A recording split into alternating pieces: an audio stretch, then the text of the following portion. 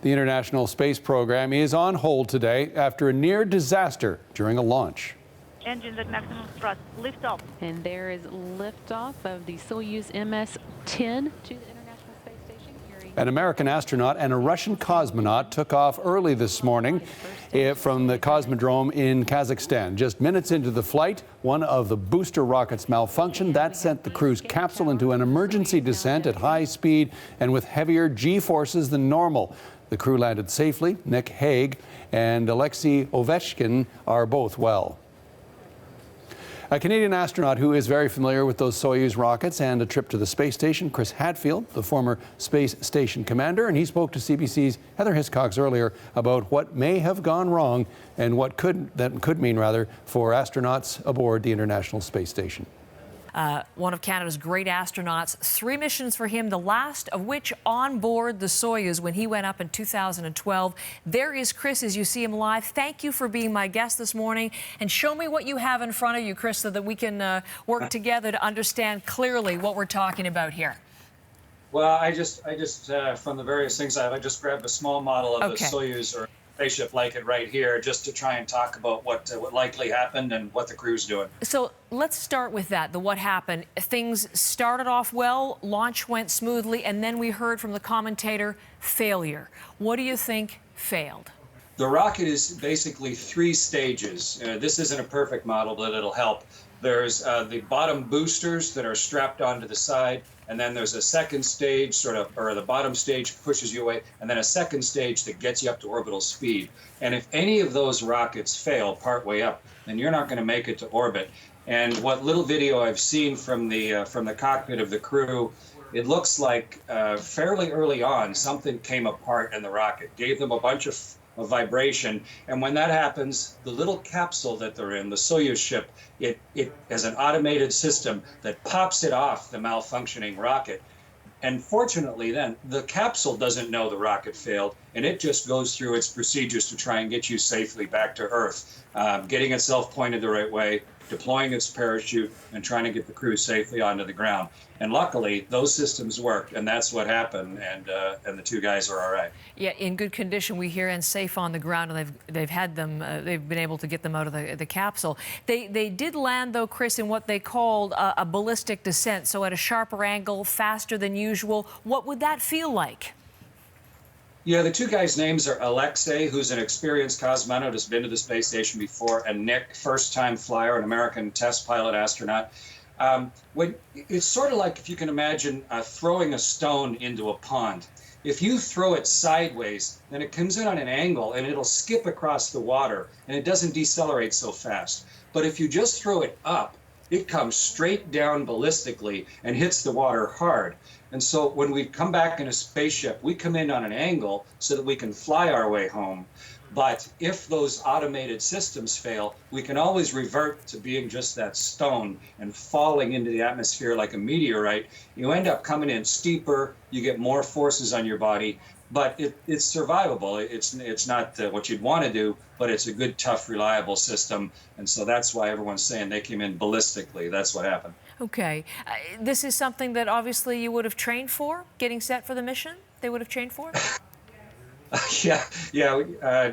We train for a lot of things, including this, of course, training for ballistic entries. On the way up, people think you're just a passenger, but of course you're the crew of the ship. You're constantly hawking exactly what's going on. There are times you can modify how the vehicle's going to re-enter, whether it's going to be controlled or ballistic. I haven't heard enough details to know for sure what the crew got to do here, but yeah, they're completely ready for it. A lot of the systems are automated, so yeah, it's an unwelcome surprise, but a surprise nonetheless. A surprise, and although there have been incidents with the Soyuz spacecraft, nothing exactly like this, they say, for decades. So even though you've trained extensively, as we know, I mean, is there a question mark as this is happening? I mean, what do you think you're really feeling when it is real, Chris? When I was living in Star City, Russia, my next-door neighbor went through one of these aborts. He was one of the cosmonauts, but their rocket ship exploded sitting on the pad, and the automated system plucked them off. And that was in the early 80s when that happened. And then back in the late 60s, early 70s, this also happened during re-entry, and they ended up a long ways down, or during launch, and they ended up way down in the edge of Russia or Kazakhstan. But either way, the crew's ready. It's not like the crew's on board thinking about something else. This is what they're doing. This is your entire life. You are focused as someone can be on what's going on with your vehicle. And so you're supremely ready for something like this to go wrong. The two big ramifications, Heather, one is the crew okay? And the answer to that, fortunately, is yes. The two of them are fine. But the three crew that are up on the space station, now they have no vehicles that can come and relieve them. They have no one that can come take their place when it's time for them to come home. The next person to fly is a Canadian, David Saint-Jacques. And so now that they know there's a problem with the rocket, it's way too soon to tell, but it's going to be a long time before we know when the next rocket will be able to go. So we've kind of marooned three people in space indefinitely right now, and it'll be really difficult to solve that problem in the short term. And as you say, grounded David Saint-Jacques in the process. They have said, Chris, that they are stopping all manned flight while they do a probe. How long would those things typically take? I mean, David Saint-Jacques flight scheduled for his mission scheduled for December the 20th. Could they have things back, understood, and feeling confident in his safety by that time? The real question, Heather, is what went wrong? And right now, I sure don't know. Maybe somebody does. If it's a simple problem that you can solve quickly, or make sure that you know what caused it and what's not going to happen again, then you can resolve it pretty quickly. But often rocket problems aren't simple. If you look at what happened to Challenger in 1986 or Columbia in 2003, it took on the order of a couple of years to get the space shuttle flying again. It's a more complicated vehicle, but it'll easily be many months before they're confident enough to risk lives and launch another crew up to the space station on the Soyuz. There are some American rockets getting ready, but they're not quite ready yet either. So it changes the whole operation right now, and there's going to be a lot of people working a lot of hours trying to get the next rocket ready to get up to the space station. Chris, thank you very much. Really appreciate it, helping us understand that. Chris Hadfield, our great Canadian astronaut. You remember his videos from space. He explained things so clearly. And clearly, Chris, you have not lost your knack for that. I appreciate it.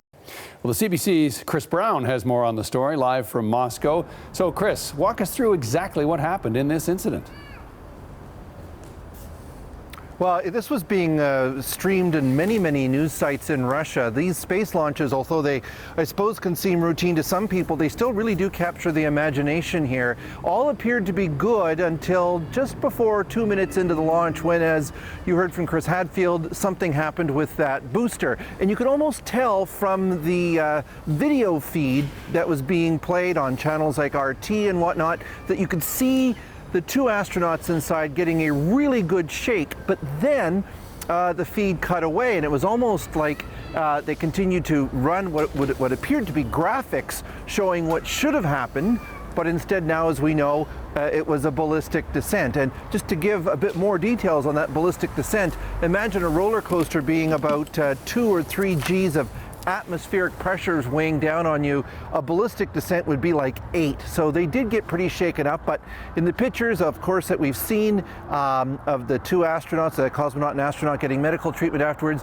they did look pretty good, and it even looked like they might have been watching what happened to them on TV. So in terms of the good news in all this, and Roscosmos, the Russian space agency, is emphasizing this. The escape systems worked. The pickup system on the ground worked. So that part of it, I think, here is something that they feel maybe celebrating a bit much, but they're certainly relieved by it. Well, exactly, Chris. That space program, of course, the pride of Russia in many respects. What is the reaction there on the ground in Moscow?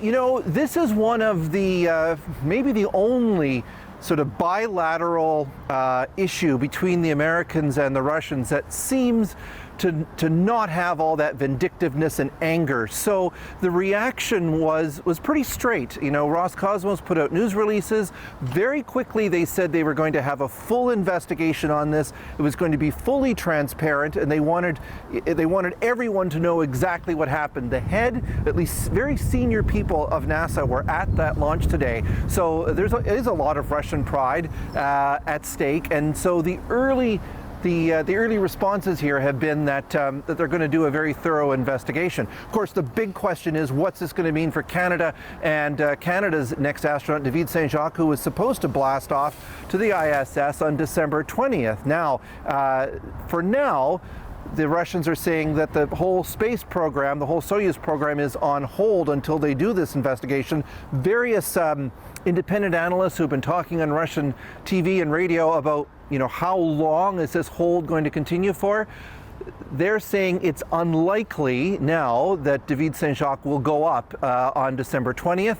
That's not firm and final. There's some thoughts they might send up perhaps an empty rocket up to the space station to try it out first. But those are all very key questions and obviously very important ones for the Russian space program, because they are the only way up to the International Space Station. And they get a lot of money from NASA for doing that. It's about $80 million a seat is what NASA pays Roscosmos. So there's pressure, yes, to figure out what went wrong and to ensure things are safe, but also to get this program back into space as quickly as possible.